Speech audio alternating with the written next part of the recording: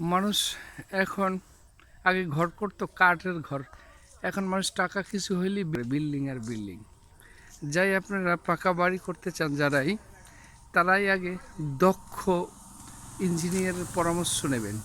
কারণ এটা আমার গ্রামে, আমার পাশের বাড়ি, প্রতিবেশী বাড়ি, এক চাচাতো বোন, উনি এই বিল্ডিংটা করতেছে।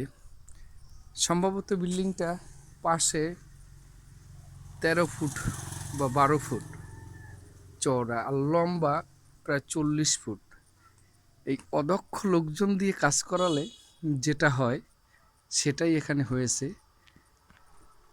কিন্তু রুমের ভিতর দিয়েই প্রবেশ পথ, এটা কোনো প্রাইভেসি নেই রুমের। যারা এই ধরনের পাকা বাড়ি করতে চান তারা দক্ষ ইঞ্জিনিয়ারের, দক্ষ কারিগরের পরামর্শ নেবেন। তাতে আপনাদের এরকমের ক্ষতির সম্মুখ থেকে বেঁচে যাবেন এবং আপনাদের বাড়িঘর সুন্দর হবে। সবচেয়ে গুরুত্বপূর্ণ বিষয় হচ্ছে এটা যে এখানে ইলেকট্রিকের তার আছে এই বিল্ডিংটার উপরে। এই দেখেন ছাদ দিয়ে রাখছে, এই যে ছাদের উপরে আমি হাত দিয়ে এটা লাগর পাই।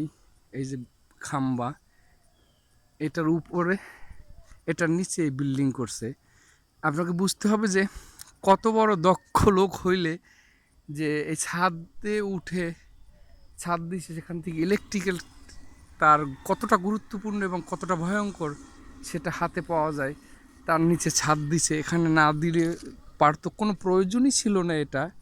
যদিও আমি এই কনস্ট্রাকশনের সাথে জড়িত প্রায় দীর্ঘ টাইম, আলহামদুলিল্লাহ, সেই পরিপ্রেক্ষিতে আমি যেটা বুঝতে পারতেছি, এটা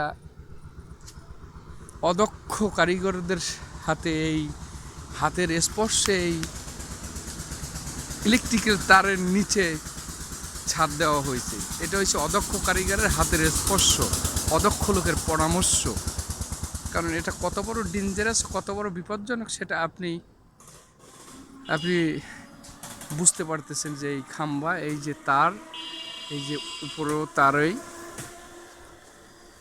তাই আপনারা যারাই পাকা বাড়িঘর করবেন ভেবে চিন্তে করবেন, যাতে আপনি বসবাসের উপযোগ্য হয়, রুমের প্রাইভেসি থাকে এবং আপনার অর্থ নষ্ট না হয়। ধন্যবাদ।